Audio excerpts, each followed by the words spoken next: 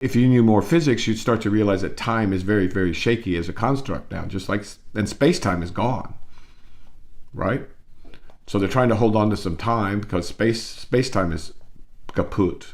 So the burden of proof is not on the folks that have been saying this for the last, I don't know, 5, 6, 7, 8 millennia.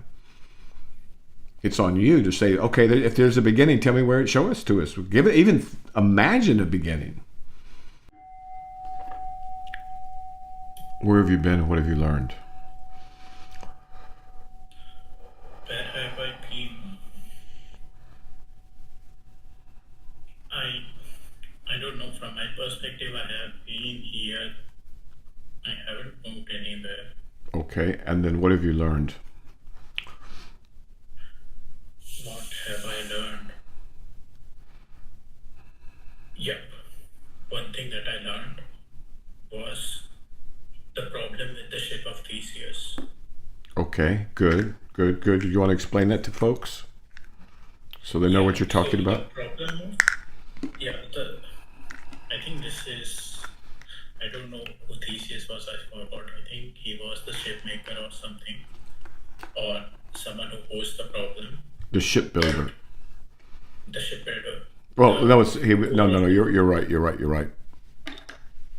I think it may be a mythological story, but I don't know. Keep going. Yeah. So the question was, a shipmaker built a ship, some materials, and called it certain name. But throughout the life of the ship, it had to be repaired by some other materials, or like flag removed, mast removed. Yeah, when the mast got old, they had to put on a new mast. When the mast and when the floorboards or the whatever they call those, and the deck had to be replaced. Yeah. And then the rudder had to be replaced. And then the sidewalls had to be replaced. So, and then what happened? So gradually you could say whatever original material was there, almost everything got replaced with the new material throughout its life cycle. So now the question becomes, is this the same ship which was there initially when it was first created, or is this a different ship? So the question is, if you replace all of the parts of something, is it still the same organism or the same object? Now, what did you learn from that? Like, first of all, we can have the same analogy with our body as well, because even our body cells keep getting replaced. Our cells get replaced every 6 weeks. Red blood cells like every 6 weeks. Bones over years. Tissues over years or months or decades. The whole thing gets replaced. Yes. So what do you learn from that? So I learned from that is the problem is the labeling of a set of materials to be called as ship. The labeling itself is the problem. Like, reality doesn't care whether you constructed that original ship with some materials and replaced it with some other material. It's just our mind trying to conceptualize things, label things. Good. That's where the problem is. So that's one facet of what the Buddhists would call emptiness. The fact that just because we apply a label to something does not make that entity real, nor does it make it inherently existent, nor does it mean that it's going to last in time or in space. And so it's empty of inherent existence. There's more to emptiness, much, much more. And understanding emptiness deeply is foundational to progress in the spiritual realms, unless you're just going to go devotional. But can you name anything in the world that's not like that? Not like emptiness? That's not empty by those criteria.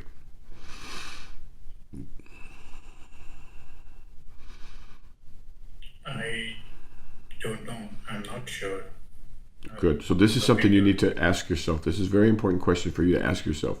Is there anything in this universe that exists inherently? Is there anything in the universe that is not made of other things? Is there anything in this universe that will last in time given a broad enough scope? Okay.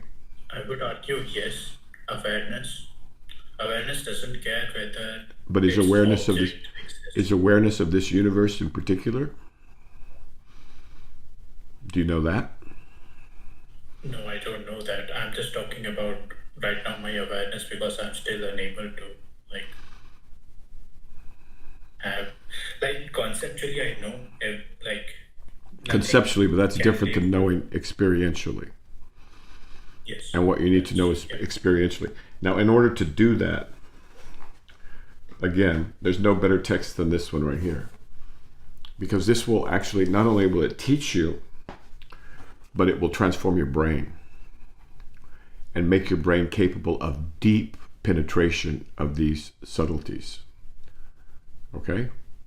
And this psychology was worked out a couple of millennia ago, almost, by people whose object, their purpose, was to do exactly this. And they succeeded. Okay? So even if you just read 20 minutes a day in the mornings, or start with 10 if you want, and just make it a practice. It will transform your brain and make you much, much, much smarter. I promise you. In 30 years, if I'm wrong, you can come over here and cut my head off. How's that? Fair? Yeah. That's a Zen phrase, actually.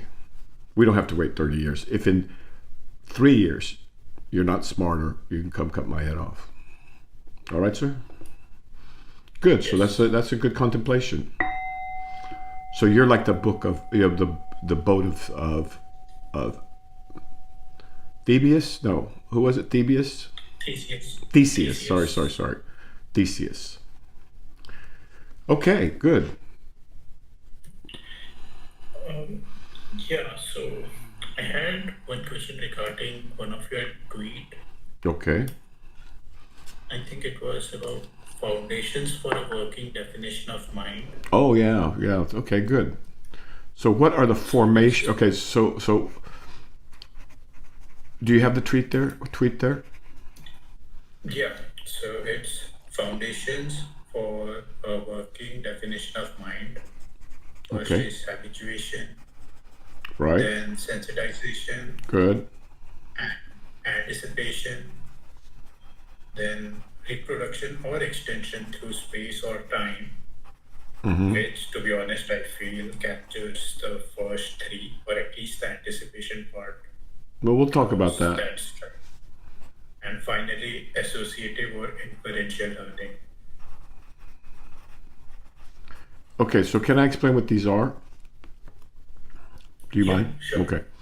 So in 2024 and in recent history, we're starting to discover that there's minds everywhere. That humans aren't the only ones with minds, and brains aren't the only thing with minds. We've learned that machines can have minds. We've learned that certain tissues, or rudimentary organisms can have minds. That even, I haven't thought about this, but even say, for example, we could say that an ant colony has a mind of its own, or a colony of bees. And so the question in science these days, and this is just for fun, we don't need this for Dharma particularly, but see, I was listening to some mathematicians debate this or that, and physicists and these other folks, one of those online podcasts. And it's really striking how, when we talk about Platonic solids, for example, and we can even mention Pythagoras, but no one asks, well, how did he come up with this? How was he able to do this, Pythagoras? And up until recent history, we understood that there was such a thing as something kind of like revelation, something like divinely inspired or divinely moved. Now, he would have been the first one to talk about this, but we've cut all of that out. And so people have just shut themselves off from the intelligence of the awareness from which we emerge. And I just find that both unfortunate and a little bit funny, because we're going to have to rediscover that soon, right? I mean, Leibniz knew this, Newton probably knew this, and you could go all the way back to it's remarkable how much we've lost in the last 300 or 400 years. So, all right, going back to this. So the reason it matters somewhat, it's more for fun, is that how are we going to define mind? How would you define a mind? Right. But I would ask the question, why do we want to define mind? Because the machine learning folks, the AI folks, are saying that these machines have minds. Because the biologists are saying that tissues in the body have minds. Like the pancreas has a mind, the liver has a mind, because it solves problems, novel problems. And in addition to that, there's colonies of organisms or swarms of organisms or things like lichens or slime molds that can solve mazes. And so people are arguing these things have minds. And there's a lot of confusion because people don't have a working definition of mind. That's the problem. You see? That's why. Now ask me more questions about that, because that's important. Go ahead. I mean, it's important in a way. Okay.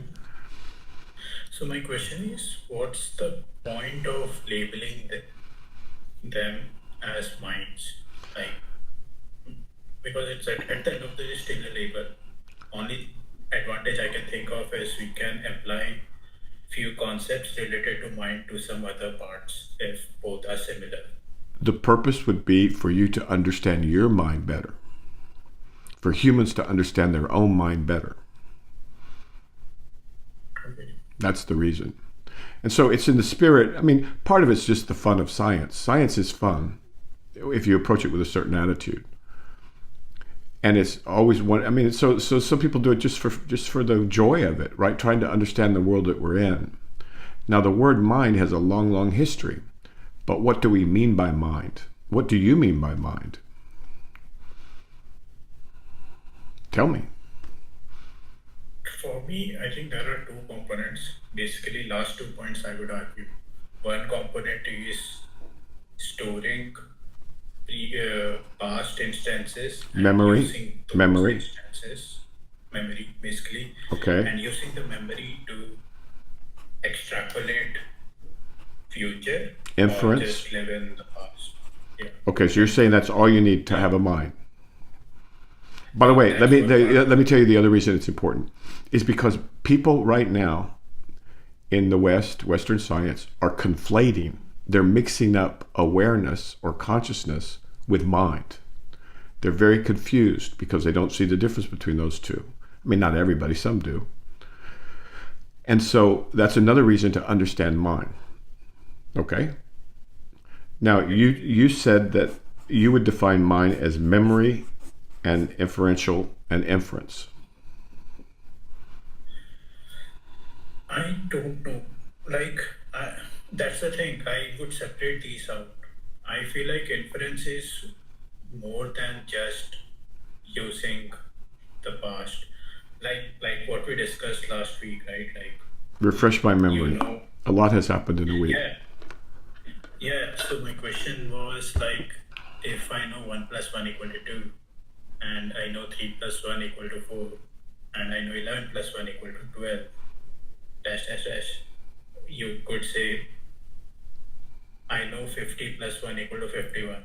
Okay, but see, you could also be talking about a $6 calculator, right? It knows all of that better than you do. Yeah. So are you going to call a calculator a mind? No, I'm not talking about this as a mind. Like suppose we were in an age where calculator was not invented yet. People still did all these calculations. All right. So This is just an example. My reasoning here is like, how does mind grasp these concepts that even though Does it it has grasp never them? seen 50 plus, Does it grasp them?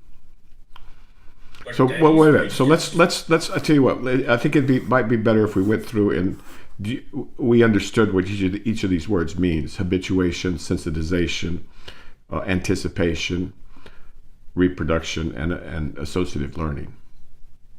And maybe we Yeah. can clean it up a bit. So, what is habituation? Habituation. Habituation of your mind. Now we're talking about your mind. You are a human. Habituation would be training of my mind, training on few things and keep repeating those things so that it becomes a habit. And what happens in the I mind? mean, uh, what happens in the mind is it keep refreshes the memory, and it has something associated, a feeling associated with that memory, and the more instances it sees regarding that situation being replayed and same feelings being generated again Look and up the definition of habituation in psychology. I think you've got it wrong. again. So if I was to do this,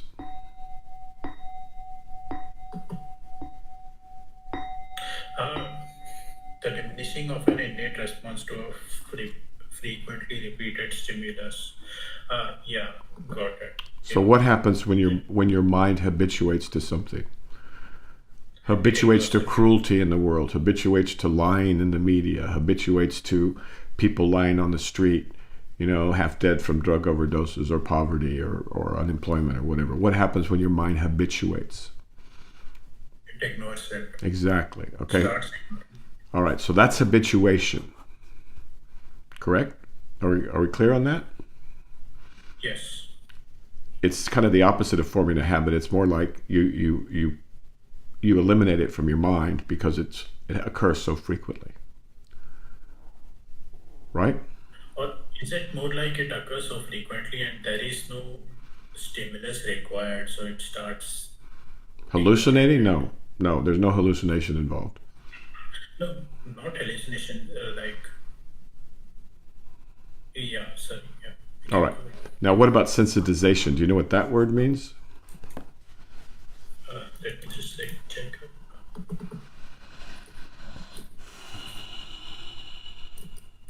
Because a mind implies intelligence. And everybody and their brother wants to talk about intelligence, but they don't really think it through oftentimes. Krishnamurti Okay, speaks of intelligence. sensitization. Go ahead. Sensitization. Yeah. Sensitization is a non-associative learning process in which repeated administration of a stimulus results in the progressive amplification of a response. So it gets more and more and more intense.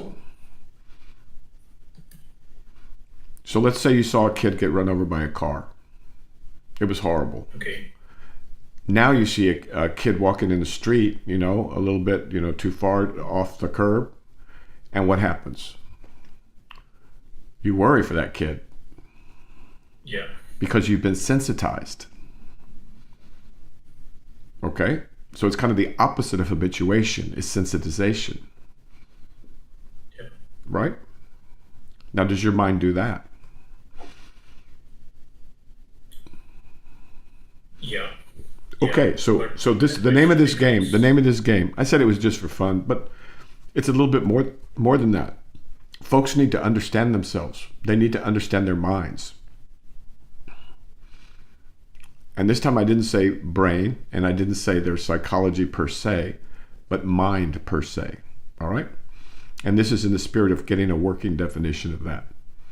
Habituation. So we have habituation and we have sensitization.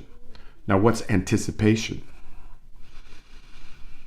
Anticipation could be, I think, using whatever experience that. Okay. Anticipation is an emotion involving pleasure or anxiety in considering or awaiting an expected event. Okay. That's a little bit wordy, but okay. So, do you ever suffer from anticipation? Yes, anxiety is another name of it. Okay. So now, but anticipation can also mean that if let's say a bunch of chickens or turkeys live on a farm, and every morning at 10 a.m. they get fed. What happens? Okay, so they get fed like that for a month. Then July 4th comes, and what do they expect to happen at 10 in the morning?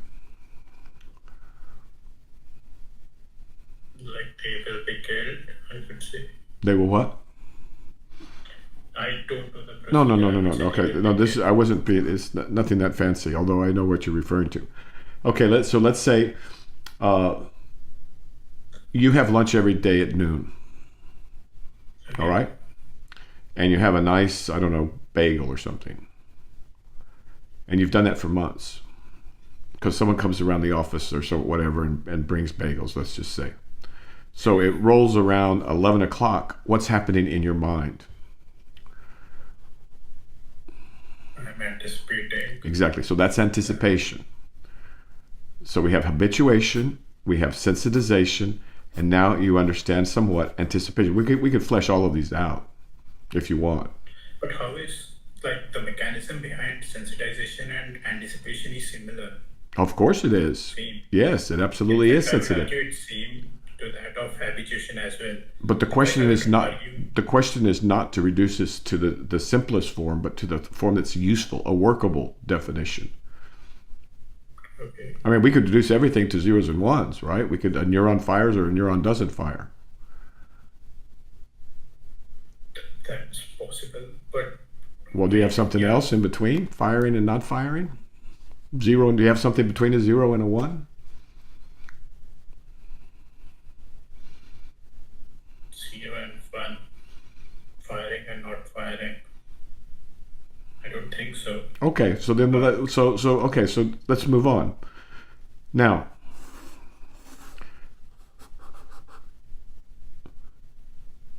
reproduction I'm not so sure about, frankly. But it seems to me that there's some reproduction that must occur of any kind of meme, thought meme or thought or symbol or some representation or electrochemical configuration, because otherwise you couldn't get habituation or sensitization. You couldn't scale it up in the mind. Something like that. And then I thought about, the reason I put reproduction is there because there's some organisms that they reproduce, but they do it by division only. They don't have sexual reproduction. So they're immortal, right? Yeah. So what do you think? I do agree with this, but to be honest, I feel like reproduction or extension through space or time kind of encapsulates first three because it captures the mechanism. And to be honest, habituation and sensitization, the difference between them is... How does habituation relate to reproduction? Reproduction, I may be seeing it in the wrong sense. I may be seeing it in the sense Krishnamurti says about... We're not talking Krishnamurti here. We're not talking Krishnamurti uses his own language in his own way for his own purposes. He means something totally different by mind and by intelligence and all these things. He has his own, he lives in his own private Idaho with regard to vocabulary. That's why it's confusing to many people. So no, let's just stick to basic English, science, high school, college level psychology. Honestly, my main question still is, how do we start learning concepts? That's what I'm trying to teach you. That's what I'm trying to teach you. But you can't throw this away without looking at it. No? So what is associative learning? Associative learning is...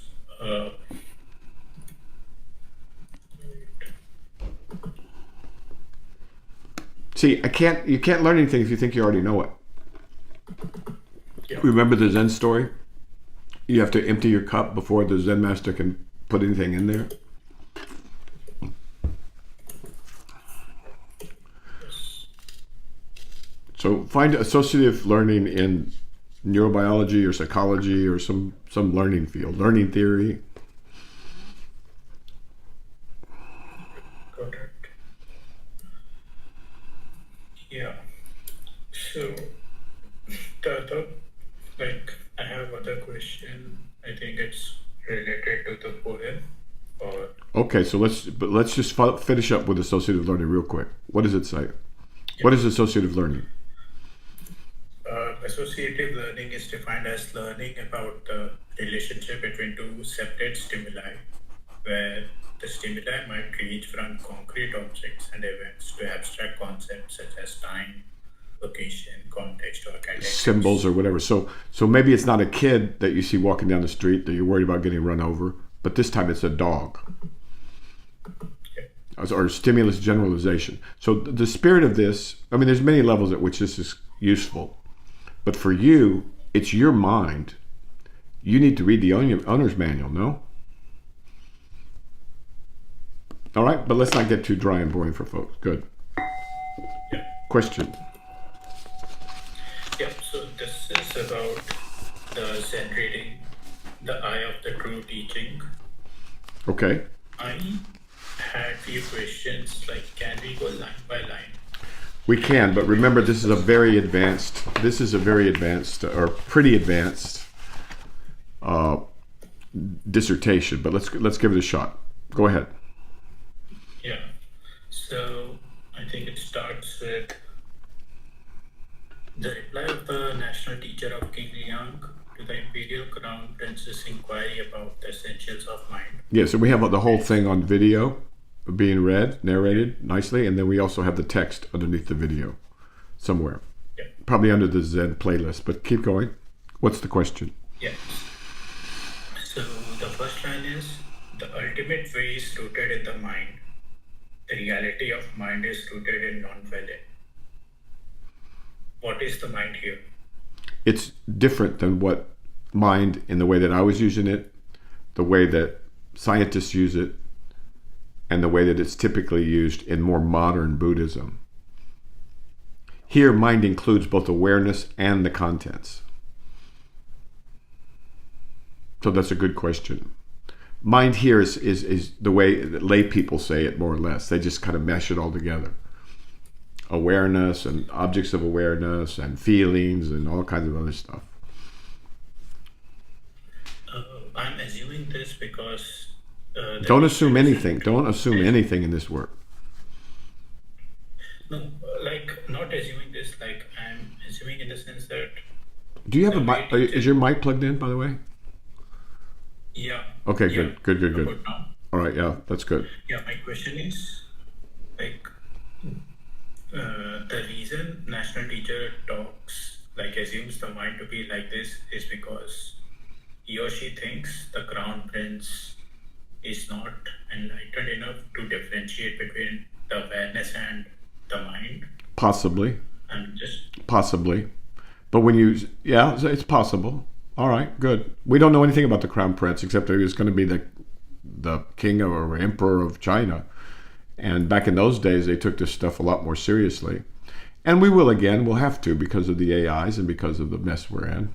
So, but okay. All right, but that's a speculation. Keep going. Next question. So next question is, what does it mean to be rooted in the mind?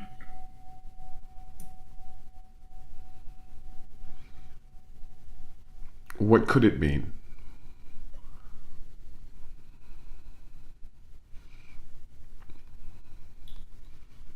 Well, Can you name something that's not rooted in the mind?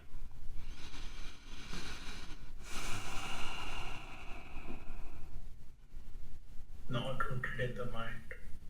What we mean by rooted in the mind, it means like it originates from there. That's Yeah. it. Well, I don't know if that's all of it, but that's part of it. Sure.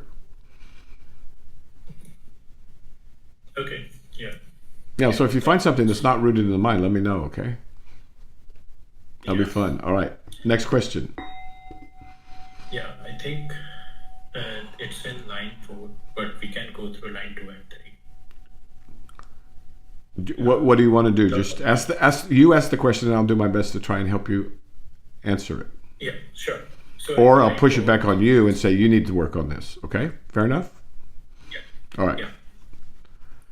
So on line 4, neither existent nor void. It is not produced and does not pass away. Right.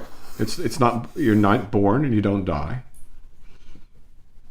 So my question here is, how is it not existent? Like I No, it remember doesn't say it's not reading. existent. It says it's neither existent nor void. Neither existent in the sense, what do you mean by neither existent? As in the ship of Theseus. Theseus? I keep getting mixed up with Theseus, so it's Theseus, right? Does that ship of Theseus exist? Does it exist?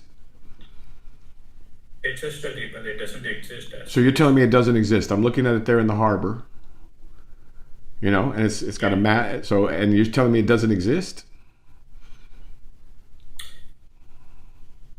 As a material, like it doesn't As a exist in the ship, sense that we're it's looking at just a ship together. We're in the harbor. We're looking at the ship. It's 120 years old, right? All of its parts have been replaced. yeah. Now, I turn to you and I say, does the ship of Theseus, and it says Theseus on the side. I say, does the ship of Theseus exist? What do you say? Materially it exists, So just say, yes, it but exists, man. It's sitting there in the harbor. What's the problem? yeah, Don't torture reality. You don't have to torture reality. It's much more wonderful than that. So does it exist? Yes. Now, I say, does it really exist? Or is it just a figment of our mind? This ship of Theseus that was built 150 years ago. And you go, no, it doesn't really exist. It's a collection of wood, and we call it the ship of Theseus. So that's a very simple example, and you brought it yourself. So see, when you learn things on your own, you don't. People don't realize, especially when they're young, how important it is to make a little effort and look for it, because you're being guided. You're being guided by the universe. You're being guided by all kinds of things. So I don't know where you came up with that idea to learn about that, but that's perfect. It's neither existent nor void.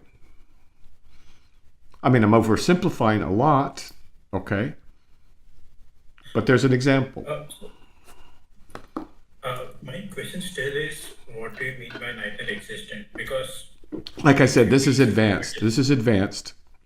And so eventually you'll learn that emptiness is empty of emptiness, or that form and emptiness are the same. But see, you don't understand emptiness deep enough. That's why you need to read this book just a little bit a day, a few pages, and you will learn. It will teach you all of that by in the fastest way possible, because it changes the configuration of your mind and your brain. It's a brilliant psychological tool that they developed. Maybe not for everybody, but for you. You're a smart young man, right? And so you don't understand emptiness deeply enough or comprehensively enough for me to go much further with this, right? so, like, let me put it another way. Let me give you another example real quick. When Did you dream last night? yeah, Name some object in your dream. it takes some time A tree, to a remember. car. Okay, it doesn't matter what it is. Okay, let's say you dreamt about a Yeah, tree last night, all right? okay, yeah. While you were dreaming, did that tree exist? No, like it Okay. exists as an object in mind, Well, that's what I'm awareness. talking about. What exists outside of an object of mind? Name something that exists outside of being an object of mind. Name it.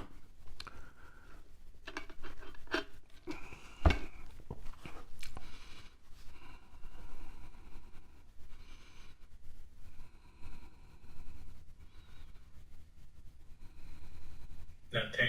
Okay. That kind All of right. way I'm just sensing things. Okay. So when you That kind when of you way. when you declare that tree does not exist because it's an object of mind, that's not very good reasoning. Yeah. All right, so now, going back to your dream. You're in your dream. You're walking around. There's a tree on the side of the road. Does that tree exist? Yeah. Okay. Now we wake up. Hey, I hear you had a dream last night. You dreamt there was a tree. Is there really a tree there? Now define what really is. Where I can see it too. No. Okay, so the tree both exists and doesn't exist. Yes. And then this is a gross oversimplification, and now I'm starting to worry that I shouldn't do this because this thing is so beautiful, and you're not quite ready for it yet. And so you're jumping way, way, way ahead. Now, if you spend some more time with either dream conversations or the other one that you could use is you could use this one, the teachings of Wang Po. This is not Clary, so it's not nearly as good. But you could use this one too. And this one's on Audible too. You don't have a sufficient understanding of emptiness. You really have to understand that deeply. It's the first step. Understanding emptiness is the first step in insight. You know the paramitas? Yeah. Emptiness is the first step. And it was hard for me. It was hard for me, I remember. I went to some guy, great guy. He's still around, some Buddhist scholar, speaks English. And I was at a teaching. And I asked him, I said, what is this emptiness thing? I don't get it. I mean, explain it to me in English. Come on, help me understand. He said to me, things don't exist the way you think they do. I said, is that it? He said, yeah. Things are absent inherent existence. I go, that's it? He goes, yeah. And then it took me years to get it. All right? And then when you deeply understand that the whole world is like that, then now you're moving forward in wisdom and insight. Hear that plane? Can you hear that plane? Maybe not. All right. It was agreeing with me. All right, next question.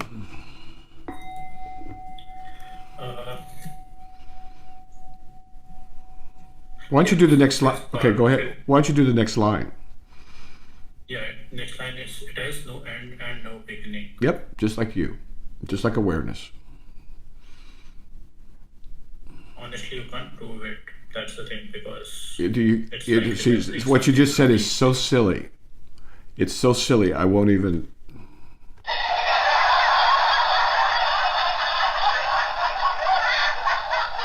I can prove it more than you can prove anything, but I don't want to, beat you up. Okay? Okay. Now, well, let's talk about this. Well, then let's go ahead and make it really ridiculous. Does this cosmos have a beginning? I don't know. How could it have a beginning? Where would it come from?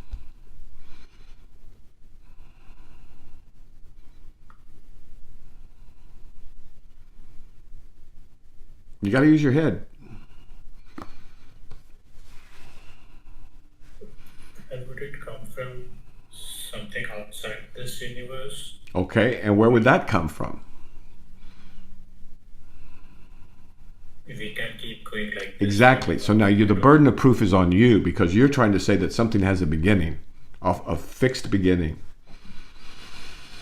and a fixed end. But not being able to prove doesn't mean that... But you're the one who has to prove it. We don't have to prove it anymore. We're tired of you guys and your big bang bullshit. Right? You have to prove it. Because logically, it makes more sense to say it has no beginning. But that's like forcing something, or it's just like making things simpler. Okay, but you don't have direct experience. Now, if you had direct experience, you would know what I'm saying is true. And if you knew more physics, you'd start to realize that time is very, very shaky as a construct now, and space-time is gone, right? So they're trying to hold on to some time because space-time is kaput. So the burden of proof is not on the folks that have been saying this for the last, I don't know, 5, 6, 7, 8 millennia. It's on you to say, okay, if there's a beginning, tell me where it, show us to us. Give it, even imagine a beginning. And as like the cosmos, so is your awareness. I mean, you know what the best theory right now is? The best theory is that there's multiple verses. There's multiverses all over the place.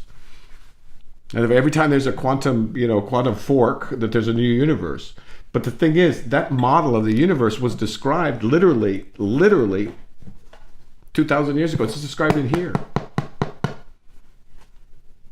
And a lot of the math and sophisticated stuff that people are doing really comes from, frankly, from Pythagoras. But people ignore that part of Pythagoras, the spiritual part. Just like they ignore the spiritual part of Plato and Socrates, or Heraclitus, or especially Parmenides. Sorry.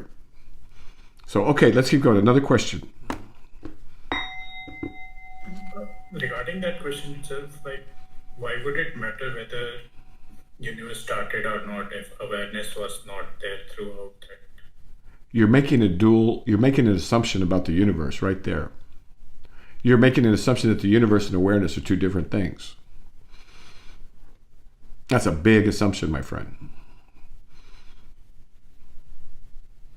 Okay. Because you can't name to me anything that exists outside of awareness or consciousness. I just asked you. You said you couldn't name anything. Right? Now you just named something. You said the universe exists outside of awareness because it begins in awareness. Or awareness was there and then the universe was there. That these are two separate things. You see how funny your logic has gotten? And finally the tables are turning, so now finally we get to have some sanity in all this stuff. Okay. Next question. Yeah. So, I mean, like, again, you can get there by logic. You don't need spirituality. You can just use rigorous logic, which would be nice. But the problem is people make their assumptions and then they forget they made an assumption. Okay. Next question. Okay. Yeah. So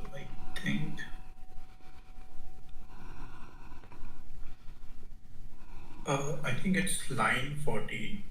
If you seek reality to get trying to get rid of illusion, that is like wearing out your body to get rid of your shadow. If you realize how Yeah. Yeah, and I think it's like if you realize how illusion is truth, that is like staying in the shade so your shadow disappears. Excellent. So let's go to that. Let me read it. If you seek reality trying to get rid of illusion, that is like wearing out your body to get rid of your shadow. If you realize how illusion is truth, that is like staying in the shade so your shadow disappears. These guys are brilliant. That is like staying in the shade so your shadow disappears. Full stop. These guys are brilliant. I mean, it's really beautifully put. Okay, what's the question? I think the question is, I saw something similar in the dream conversations. Good. I love that when you start to put things together. All right, go ahead. Let's see if it works. I think it's on page 69, true and false mind.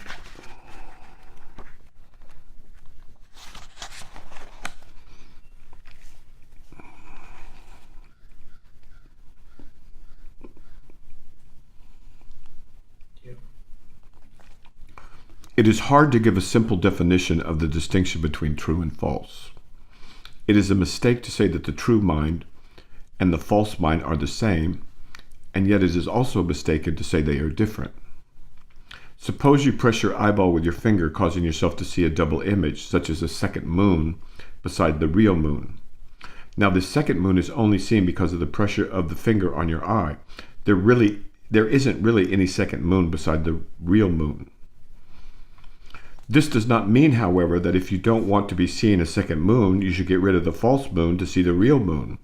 If you simply remove your finger pressing your eyeball, there's no other moon besides the original moon. If you try to get rid of the second moon without removing the finger from your eye, you will never succeed. So this guy's equally brilliant. He was the national teacher for Japan. Over here, we've got the national teacher for China.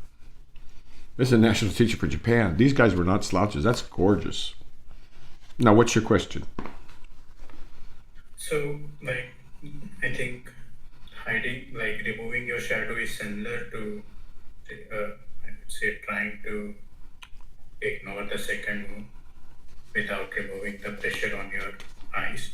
So, what is this proverbial pressure of the finger with respect to true and false one? Well, when you press the finger, then you have false vision. Like I said in the beginning, this is pretty advanced stuff, but let's see if I can come up with something. I don't know if I can. Let's see. The question is, how do you seek reality? And in the beginning, this is why this part is advanced. In the beginning, you do try and get rid of the really major illusions, right? But later, there's no yield in getting rid of the illusions because illusion is endless. There's an endless amount of ignorance in this world. If you try and get rid of all of it, you'll be doing that till the cows come home and you'll never find reality. So he's saying, as a practical matter, don't try to get rid of illusion. Go for reality. Remember, these are Zenists. These guys are Zen. Zen, okay, so here's a distinction I can probably make without erring too much. In most forms of Buddhism, because for a number of reasons, they want to develop the character as well as they develop the insight. And this is also true of esoteric Sufism, and it's true of Christianity. Just kind of threw the whole thing out, unfortunately, and it shows. But although there were individual illuminates that were as great as anything that's ever lived on the planet, so they basically try and teach you some basic things about life at the same time they're trying to wake you up, right? So in Buddhism, you have the paramitas. You can't be too selfish. You can't be too egotistical. You can't be too impatient. You can't be too lazy. You can't be too undisciplined. You can't just like slobber around and just like flop around everywhere. You'll never get anywhere. Plus, you're a lousy person to be around. And these guys, well, let me just say that in reality, the number of women in Buddhism is equal to the number of men. In the flower ornament, the teachers of Sudhana, half of the pilgrims' teachers are women, right? You know the pilgrim Sudhana, in entering the realm of reality. The last book, I'm digressing a bit, but I really do want to make the point that although sometimes it looks like a boys' club, it's not at all. All right, so let's go back to this. So in traditional sorts of, or common forms of Buddhism, as in Sufism, as in other developmental spiritual practices, they try and clean you up as well as wake you up. In Zen, they want to go direct to the insight. To hell with all that other stuff, wake up. And that can be done. And then you have to clean up. So here he's saying, don't seek reality by getting rid of illusion. Just go directly for reality. I think that's, yeah, let's see. But this is too complex. This is a mistake for you to be focusing on this, or for me to be focusing on this with you, because it's just, if you realize how illusion is truth, that's a deep statement, but I can oversimplify it by saying, okay, last night you dreamt that there was a tree on the side of the road, but you know that tree was an illusion. Illusion in the sense it doesn't exist. Correct. Now I'm looking at a tree. I know it's an illusion. It's the same thing. It's a dream tree. It's just a different dream. It's right here. I know it's an illusory tree. So again, this is too advanced because you got to work your way up, and that's why you got to. But I really love that you're pulling these pieces together from different texts, and you're seeing how they fit together. But this is Zen, and not only is it Zen, but it's advanced Zen. Okay, sir? But let's keep going. Let's see if we can get a little more yield out of it. Yeah. So, in line 18, in terms of cessation, it is silent, knowing, forgetting both. In terms of observation, it is silent, knowing, perceiving both. What Okay. is both here? In terms of cessation, it is silent, knowing, forgetting both. In terms of observation, it is silent, knowing, perceiving both.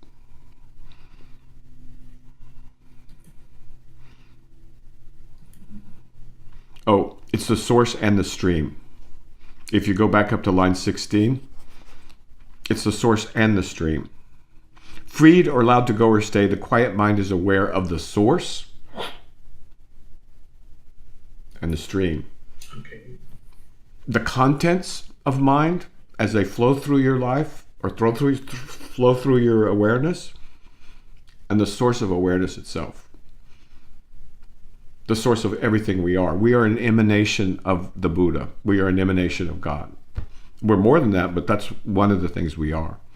And so when you're aware of the source, then when you look at the stream, the birds flying by, the conversations, the different things that go through your consciousness, you're aware of both. And in cessation, you forget both. In observation, you perceive both. But again, this is advanced stuff. He was writing for the ages, because a lot went into this. On the other hand, he could have just spontaneously just said it, because remember, these guys are in touch with the foundational source. See, the crow agrees with me. Okay, keep going. Yeah, so next would be in line 22, not dwelling. Oh, this is great. This is great for you. This is great for you. Yeah, so not dwelling, having no fixation, do not absorb, do not take in. Affirmation and negation gone, subject and object are both obliterated. Okay, so this is perfect for you. This happens to be not dwelling, having no fixation, do not absorb, do not take in. Affirmation and negation gone, subject and object are both obliterated. The second part is a little advanced, but the first part. All right. You're going along in your day and you have some kind of thought. You have some thought about, oh my God, interest rates are going so high, I'm never going to be able to afford a house. I'm going to have to live on the street, and you make yourself anxious. Right? Don't fight that thought. Not dwelling, having no fixation, do not absorb, do not take it in. So don't absorb that thought. Don't take it in. Just let it go by. And that's the end of your anxiety problem. Pardon me? What do you mean by not taking in? What do you mean by not taking in? Well, as a practical matter, as a pragmatic matter, I can say don't follow the thought. If we go back to mind, then we're talking about, remember we were talking about habituation, sensitization, those things? Don't let it sensitize you. And cut off any associative learning. Do you see what I'm saying? So it goes right through. It's like have you ever seen a leaf float down a river? Yep. Treat your thoughts like that. Don't go out and grab the leaf and put it in your shirt and think about it all day. Just let it go by. And so when you have these anxious thoughts or these negative thoughts or whatever, these oh, I'm not good enough, oh, I'm worthless, oh, I'll never be successful, oh, all that's just bullshit. Pardon my French. But you can't stop it yet, because you have to, in a strange way, habituate to it and just let it go.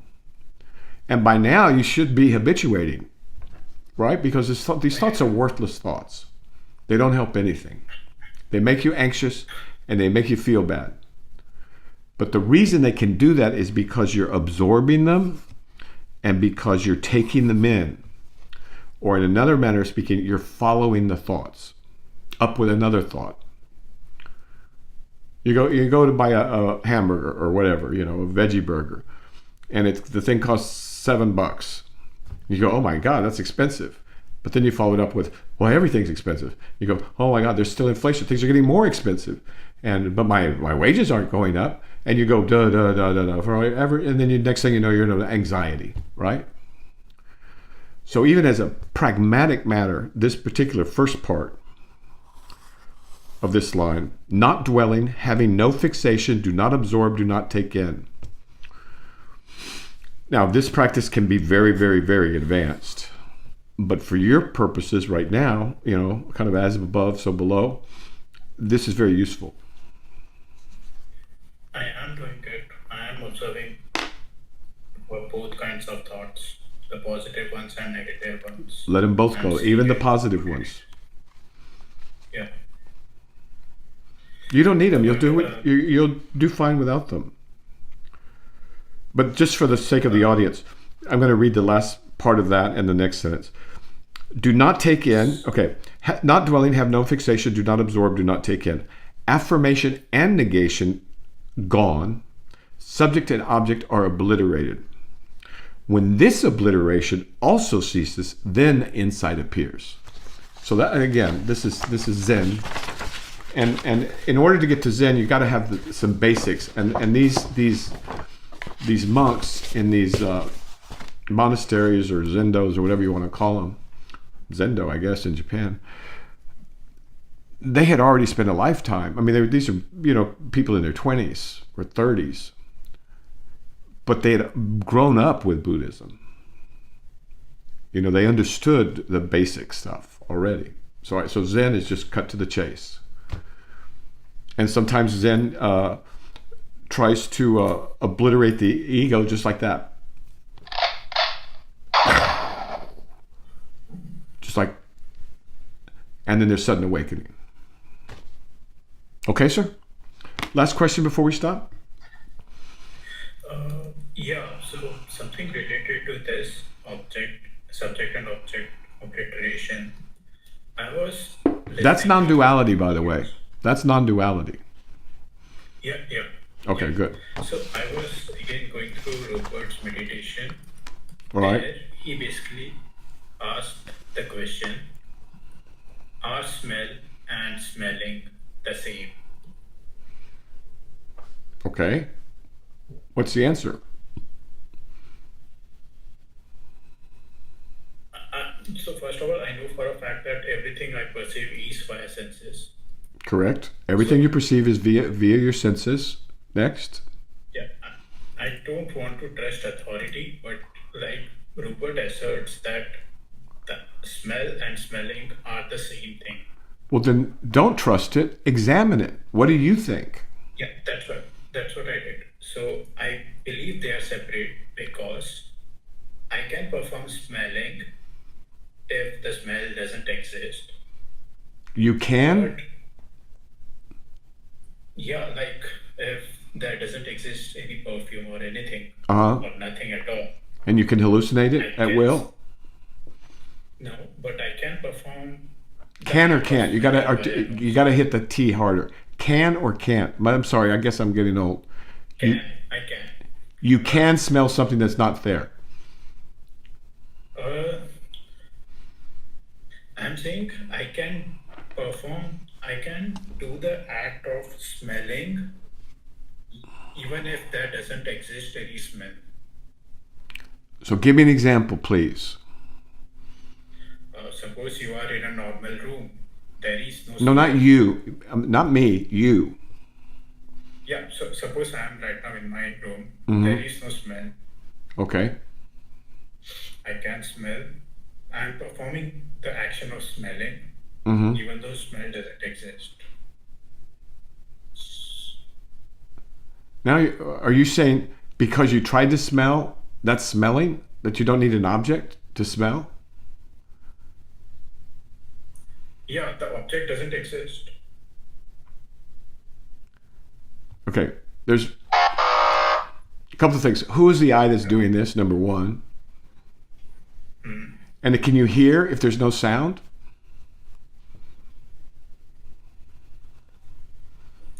I mean, you are hearing nothing.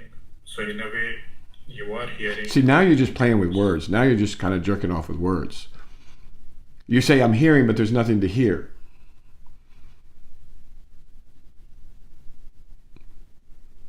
Like, if you go with that definition, then I do agree. You Well, see, if we're can't talking about separate definitions, feeling and if we're talking about definitions, we're talking at the wrong level.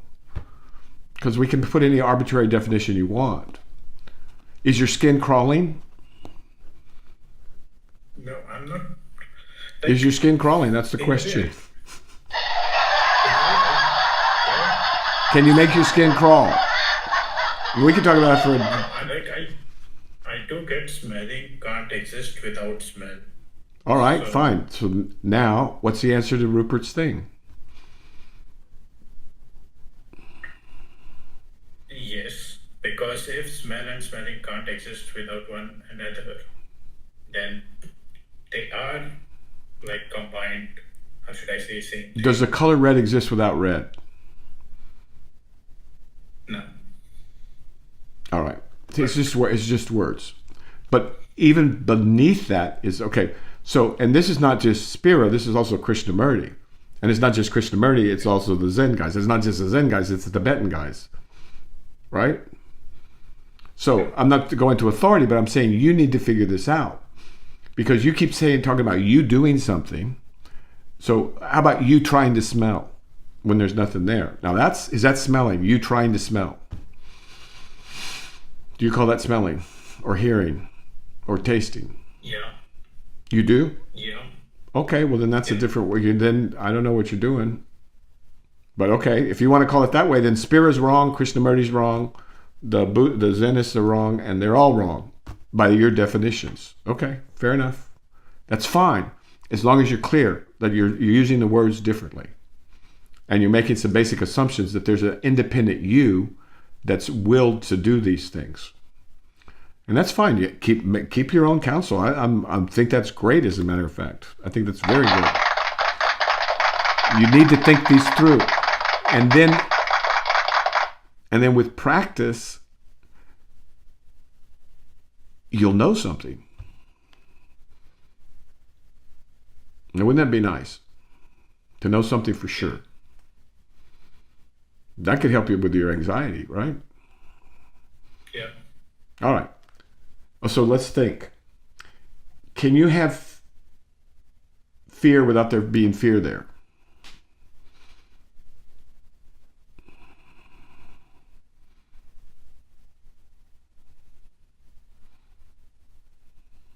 I can have body failing, like in the state of fear, like muscle tensed up and all, even if that doesn't exist. That's tension in the body.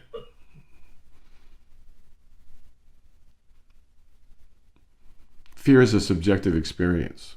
Can you have it without it being there? You could say yes, you could say no. It doesn't matter. But the main thing is that you're thinking about it. Okay? And now the next time you hear Krishnamurti, the next time you hear Spira, the next time you hear some Zen guy or somebody else saying, when you hate, you are hate. When you love, you are love.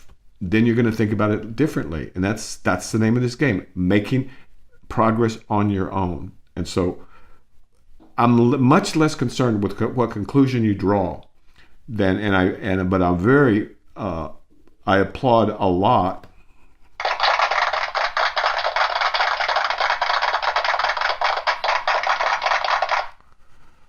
that you're not accepting it on face value. You're looking at it yourself. You're comparing text. You're thinking about it, and you're pushing back. Right? So that's what this Dharma practice is at this level for people like you. For intelligent young people, this is how you do it. It's not a matter of faith. Okay, sir? Anything else before we stop? No. Vaya con Dios. See you soon. Ciao.